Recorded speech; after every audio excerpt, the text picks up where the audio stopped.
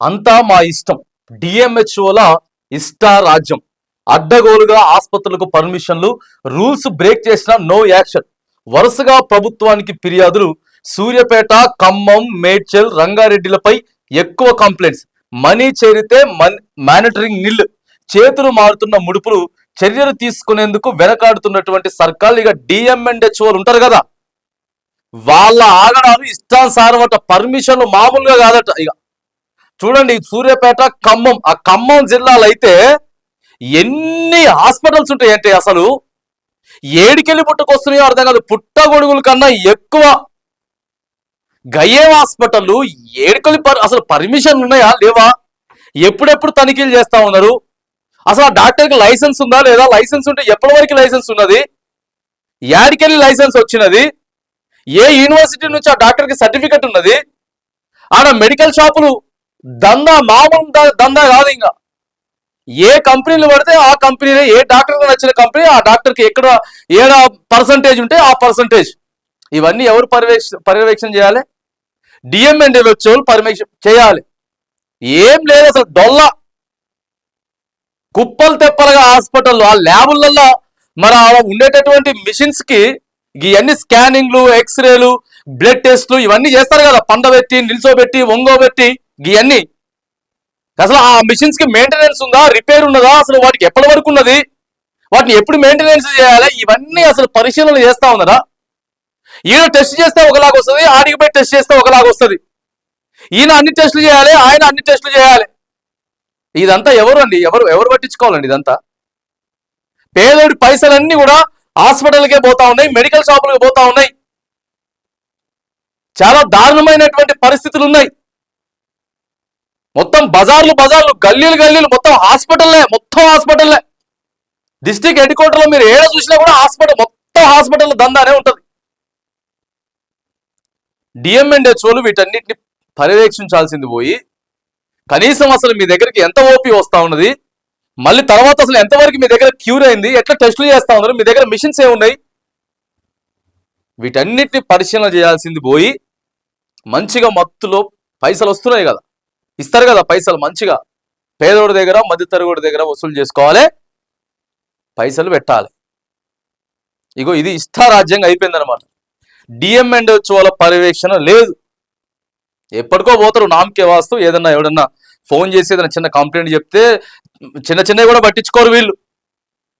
చిన్నవి కూడా పట్టించుకోరు. ఏదైనా పెద్ద స్థాయిలో ఏదైనా జరిగితే తప్ప, ఆడొక 100-200 మంది కూర్చొని ధర్నా చేస్తే తప్ప పోరు వీళ్ళు. మెయిన్ గా ఇగో మేడ్చల్, ఖమ్మం, రంగారెడ్డి, సూర్యాపేట చర్యలు తీసుకునేందుకే ప్రభుత్వం కూడా వెనకాడుతా ఉంది. ఎందుకు వెనకాడతారు? ఖచ్చితంగా వెనకాడతారు. కార్పొరేట్ శక్తులను పెంచి పోషించాలి కదా. ఒక హైదరాబాద్ సిటీలో ఉన్న హాస్పిటల్ దగ్గర నుంచి తీసుకుంటే సరిపోదు, జిల్లాల దగ్గర నుంచి వెళ్ళి కూడా రావాలి. వీళ్ళకి తగ్గదు, పేషెంట్ కి తగ్గదు, అట్లనే ఉంచుతారు. పేషెంట్ ఆయనకి ఎక్కువ కాదు, కొంచెం తక్కువ కాదు, ఇట్లా కూడా చేస్తారు వీళ్ళు. ఇక మహా అయితే ఆయన దురదృష్టం బాగపోతే ఎక్కువైపోయి మళ్ళీ ఈడికెళ్ళి హైదరాబాద్ రావాలి, జిల్లాలకి వెళ్ళి హైదరాబాద్ రావాలి. లక్షలు వసూలు చేస్తున్నటువంటి సందర్భం. డిఎంఎండ్హెచ్ఓలు నిద్రపోతున్నారు. వాస్తవంగా చెప్పాలంటే నిద్రపోతున్నటువంటి పరిస్థితి. 4వ పేజీలో ఉన్నదో వార్త చూద్దాం ఒకసారి. ఏం చేస్తున్నారు డిఎంఎండ్హెచ్ఓలు? ఏం చేస్తున్నారు? ఇప్పటికైనా స్పందిస్తారా? మెయింటెనెన్స్ ఎప్పుడు, ఏ హాస్పిటల్ కి ఎప్పుడు వెళ్ళాలి, అక్కడ మిషన్స్ ఎప్పుడు తనిఖీ చేయాలి, అక్కడ ల్యాబులను ఎప్పుడు తనిఖీ చేయాలి, అక్కడ మెడికల్ షాపులను ఎప్పుడు తనిఖీ చేయాలి, ఎన్ని రోజులకి అసలు మెయింటెనెన్స్, నెలనా, 2 నెలల, 3 నెలల, ఎప్పటికోసారి మీరు విజిట్ చేస్తా ఉన్నారు? అసలు విజిట్ చేస్తున్నారా? హాస్పిటల్స్ ని విజిట్ చేస్తున్నారా? మీటింగ్లు పెడుతున్నారా? పేదోడి పట్ల కొద్దిగా జాగ్రత్తగా వహించండి అయ్యా బాబు అని చెప్తున్నారు. అసలు కూర్చోబెట్టి మీరేగా చెప్పాల్సింది, చెప్తుర్రా? వాళ్ళ దగ్గర పైసలు తీసుకొని సైలెంట్గా ఉంటారు, ఏం కాదు కానిచ్చేయండి అని చెప్పి. డిఎంఎండ్హెచ్ఓలపై ప్రభుత్వానికి వరుసగా ఫిర్యాదులు అందుతున్నాయి. సరైన డాక్యుమెంట్లు, డాక్టర్లు లేకుండా ఆసుపత్రులకు పర్మిషన్లు ఇస్తున్నారంటూ ప్రభుత్వానికి కంప్లైంట్స్ అయితే చేరుతున్నాయి. సూర్యాపేట, ఖమ్మం, మేడ్చల్, రంగారెడ్డి డిఎంఎండ్హెచ్ఓలపై అత్యధిక ఫిర్యాదులు వచ్చినట్లు సమాచారం. ఫేక్ క్లినిక్లు, అన్క్వాలిఫైడ్ స్టాఫ్, అర్హత లేకుండా వైద్యం అందించడం వంటి సమస్యలు ఈ జిల్లాల్లో ఎక్కువగా ఉన్నదని ప్రభుత్వానికి సమాచారం చేరింది. ఇక ఆసుపత్రులు అనుమతులు పొందే అంశంపై డిఎంఎండ్హెచ్ఓలు కుమ్మక్కవుతున్నారని స్వయంగా ఆరోగ్య శాఖ మంత్రికి ఫిర్యాదులు అందాయి. దీంతో ఆయా జిల్లాల డిఎంఎండ్హెచ్ఓలపై ఉన్నతాధికారులు ఇంటర్నల్ గా ఫీడ్బ్యాక్ తెప్పించుకుంటున్నారు. భద్రాద్రి కొత్తగూడెం ఆ తర్వాత ఖమ్మం జిల్లాలకు సంబంధించినటువంటి అంశం మీద కూడా మనం కూడా ఒక లెటర్ ప్రిపేర్ చేసి పెట్టినాం ఆల్రెడీ. ఈ మండే, నెక్స్ట్ మండే మంత్రి గారికి మనం లెటర్ ఇవ్వబోతా ఉన్నాం. మంత్రి ఛాంబర్ లో కలిసి లెటర్ ఇవ్వబోతా ఉన్నాం. ఏంది కథ, ఈ హాస్పిటల్ కథ ఏంది, ఈ ముచ్చటేందని చెప్పేసి చేస్తారా, మీరు చేస్తారా చేయరా, మనం లెటర్ ఇచ్చిన తర్వాత అయినా సరే కొంచెం రెస్పాండ్ వస్తుందా కావట్లేదా, వీటన్నిటి కూడా పరిశీలించడం కూడా జరుగుతుంది. ఫీడ్బ్యాక్ తెప్పించుకుంటున్నారు. క్లినికల్ ఎస్టాబ్లిష్మెంట్ యాక్ట్ ను ఉల్లంఘిస్తున్న ప్రైవేట్ క్లినిక్లు, దవాఖానలను డిఎంఎండ్హెచ్ఓలు ఎందుకు గుర్తించలేకపోతున్నారు? ప్రైవేట్ యాజమాన్యంతో డిఎంఎండ్హెచ్ఓలు చేతులు కలుపుతున్నారా? రిజిస్ట్రేషన్ సమయంలో సరైన డాక్యుమెంట్లు, క్వాలిఫైడ్ డాక్టర్లు లేకున్నా పర్మిషన్లు ఎలా ఇస్తున్నారు అనే అంశంపై హెల్త్ మినిస్టర్ కార్యాలయం కూడా వివరాలు సేకరిస్తున్నది. అత్యధిక ఫిర్యాదులు చేసిన సూర్యాపేట జిల్లా డిఎంఎండ్హెచ్ఓపై వేటు పడే ఛాన్స్ ఉన్నట్లు తెలుస్తా ఉన్నది. ఆ జిల్లాలో దాదాపు 120 క్లినిక్లు, దవాఖాన్లు ఉండగా ఏకంగా 60 ఆసుపత్రుల వరకు రూల్స్ బ్రేక్ చేసినట్లు ప్రభుత్వం వద్ద రిపోర్టు ఉన్నది. పైగా కొన్ని ఆసుపత్రులలో తప్పిదాలు నిజమే అని స్వయంగా డిఎంఎండ్హెచ్ఓ ఆయా ఆసుపత్రులను సీజ్ చేశారు. అంటే తప్పిదాలు జరిగినట్లు డిఎంఎండ్హెచ్ఓకు స్పష్టంగా తెలుసు. ఇక ఆ తర్వాత ఖమ్మం, రంగారెడ్డి జిల్లాలో ఈ తప్పిదాలు జరుగుతున్నట్లు వైద్యాధికారులే ఆఫ్ ద రికార్డ్ లో చెబుతున్నారు. ఇవి ఎక్కువగా జరుగుతున్నాయట. ప్రైవేట్ ఆసుపత్రుల ఎస్టాబ్లిష్మెంట్ కోసం కొందరు డాక్టర్లు తమ సర్టిఫికెట్లను ఇస్తున్నారు, కానీ ఆయా ఆసుపత్రులలో వాళ్ళు సర్వీస్ ఇవ్వడం లేదు. రిజిస్ట్రేషన్ ప్రాసెస్ కోసం ఈ ట్రిక్ వాడుతున్నారు. ఆ తర్వాత అన్క్వాలిఫైడ్ స్టాఫ్ తో నెట్టుకొస్తున్నారు. ఇక పేషెంట్ ను ప్రైవేట్ ఆసుపత్రికి తీసుకొస్తున్నందుకు ఆర్ఎంపీ, పిఎంపీలకు ఆయా యాజమాన్యాలు కమిషన్లు ఇస్తున్నాయి. మొత్తం కమిషన్లే. అక్కడికి వెళ్ళి ఆర్ఎంపీ వచ్చిండాలంటే కమిషను, మెడికల్ షాపుల కమిషను, డొల్లా కంపెనీలు, ఏ కంపెనీలు, ఇంకా ఆ కంపెనీలు మందులు వాడితే ఇంకెందుకు తగ్గుతాయి? రోగాలు తగ్గవు కదా, మళ్ళా ఆ హాస్పిటల్లోనే దొరుకుతాయి. నువ్వు వేరే ఎక్కడ ఇంకా పెద్ద మాల్స్, ఫార్మా మాల్స్, పెద్ద మెడికల్స్కి వెళ్ళినా కూడా ఆ మెడిసిన్స్ దొరకవు. కేవలం ఆ కంపెనీ ఆయన హాస్పిటల్ ఉన్నటువంటి మెడికల్ షాప్ లోనే దొరుకుతాయి. నువ్వు ఆడికే పోయి తెచ్చుకోవాలి. ఆడ డిస్కౌంట్ ఉండదు, రోగం తగ్గదు. నెల ఆయన దగ్గర తిరుగుతూనే ఉండాలి. ఇది ముచ్చట. ఇది డ్రామా మొత్తం డ్రామా ప్లే చేస్తున్నారు డాక్టర్లు అంతా. డిఎంఎండ్హెచ్ఓ నిద్రపోతున్నారా? అందరిని అంటలేము, కొందరి గురించి ఎవరెవరైతే చేస్తున్నారో వారి గురించి మాట్లాడుతా ఉన్నాం. రైట్, మేము పర్ఫెక్ట్ గా ఉన్నామన్న వాళ్ళకి ఇది తగలాల్సిన అవసరం లేదు. ఎవరైతే దొంగలు ఉన్నారో, పర్ఫెక్ట్ గా పనిచేయట్లేరో వాళ్ళకి సంబంధించి అడుగుతా ఉన్నాం. కంపెనీల దగ్గర పర్సంటేజీలు తీసుకోవడం, ఇష్టానుసారంగా చేయటం. వీళ్ళకు మెడికల్ షాప్స్ కూడా సహకరిస్తున్నాయి. ఇవేమీ డిఎంఎండ్హెచ్ఓలు, డ్రగ్ ఇన్స్పెక్టర్లు పట్టించుకోవడం లేదు. దీంతో ముడుపులు భారీగా అందుతున్నాయనే విమర్శలు వినిపిస్తున్నాయి.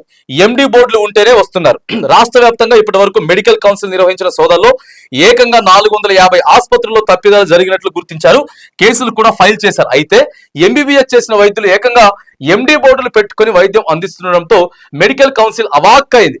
దీనిపై కౌన్సిల్ టీమ్ సదరు డాక్టర్ను ప్రశ్నించగా పేషెంట్లు ఎండి బోర్డులు ఉంటేనే వస్తున్నారని చెప్పడం విశేషం.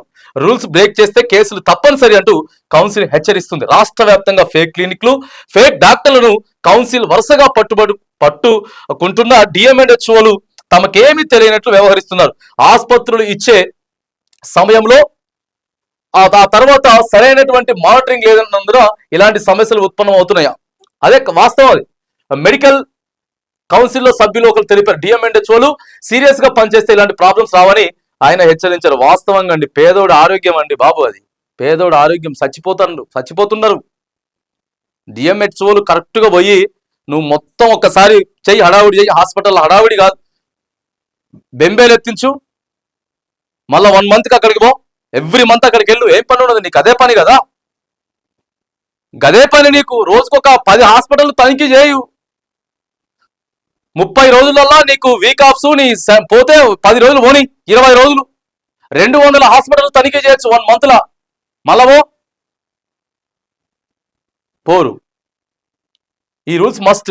క్లినికల్ ఎస్టాబ్లిష్మెంట్ యాక్ట్ ప్రకారం అల్లోపతి హాస్పిటల్ అనుమతి పొందాలంటే గవర్నమెంట్ సర్వీస్ లేని qualified doctor registration certificate compulsory. దీంతో పాటు qualified staff, biomedical certificate, pollution certificate, fire safety ఉండాలి. నిబంధనల ప్రకారం ఆసుపత్రి పర్మిషన్ కోసం ఇచ్చిన క్వాలిఫైడ్ డాక్టరే అక్కడ జరిగే ట్రీట్మెంట్ కు బాధ్యత వహించాల్సి ఉంటుంది. కానీ కొన్ని క్లినిక్లు ఇలాంటివి ఏవీ పాటించడం లేదు.